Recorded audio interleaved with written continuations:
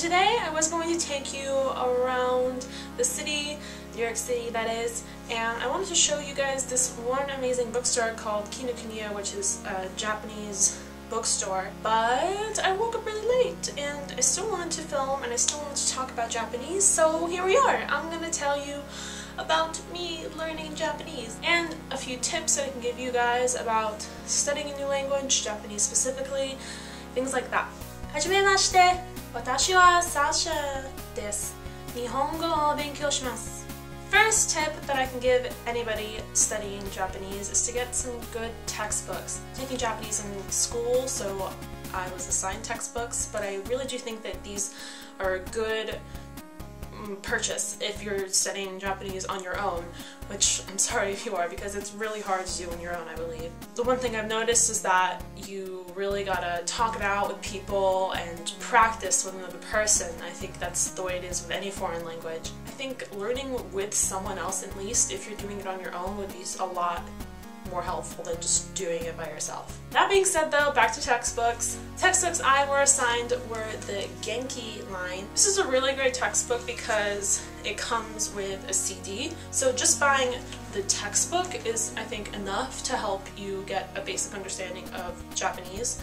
But it also comes with a workbook that I needed to buy because of my class. This is where all our homework comes from, and that also comes with a CD. The textbook is $50, which is a bit expensive, but like I said, it's a really good purchase. These are by Japanese professors. They're real professional. I'm doing a really good job of selling this, aren't I? I don't know how to describe a good language book. This gives you vocabulary in the beginning, a lot of dialogue to memorize or to study. It goes over a lot of the major kanji, so there are about, I don't know, 10 kanji per chapter. There are 12 chapters. In the back you have katakana, and in the front you have hiragana.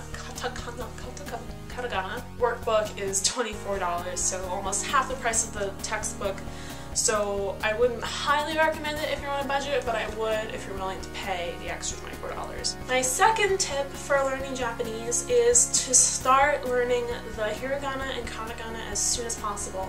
Those were the two things that we started off doing. We learned a bit of vocabulary, but we didn't even go into the grammar at all. We learned how to write and read katakana and hiragana. Those of you who don't know, Japanese has three basic, they're not basic, Japanese has three ways of writing. So hiragana is basically just any kind of writing, and katakana is writing that is words that are foreign.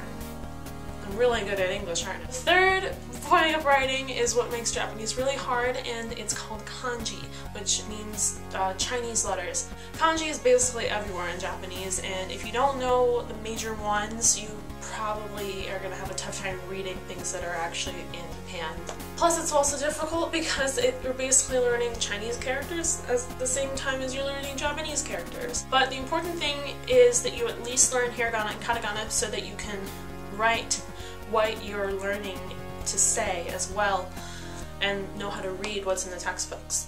My last tip is to get some apps to help you learn Japanese. I learned really early when I was learning Japanese that there are a lot of apps out there that are meant to help you learn a language. Some of my favorites are just to help you learn the hiragana and katakana because there are so many at first. You know, you get really overwhelmed and you don't know how you're going to be able to learn it as fast as you might have to. I had 3 weeks to learn 6 chapters of my textbook, which is it was hard, but I did it, and I learned the hiragana and katakana perfectly, and part of it was because of these apps that you just basically memorize everything. One of my favorite apps is called Hiragana Party, and it's basically a rhythm game that you have to tap the correct hiragana or katakana symbol and don't skip a beat, basically. So it's fun because music and funness, and not only are you learning the symbols and the everything, but you are doing it in a game, you know? I can't explain it much better than that. Another app that I really like is, it's just called Kana on my iPad, but you basically just test yourself. And it's a lot easier than just doing it on paper by hand, because you can waste a lot of paper that way. Your hand cramps up. It's just free apps like this are so much easier, and you should take advantage of your app store.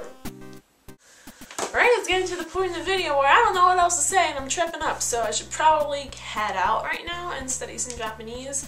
I hope this video helped you. I will probably be making some more videos about learning Japanese in the future once I learn a bit more. Thank you so much for watching. Stay tuned for another video this coming Tuesday, because I'll be making videos on Tuesdays and Thursdays from now on. And yeah, thanks so much for watching. See you then.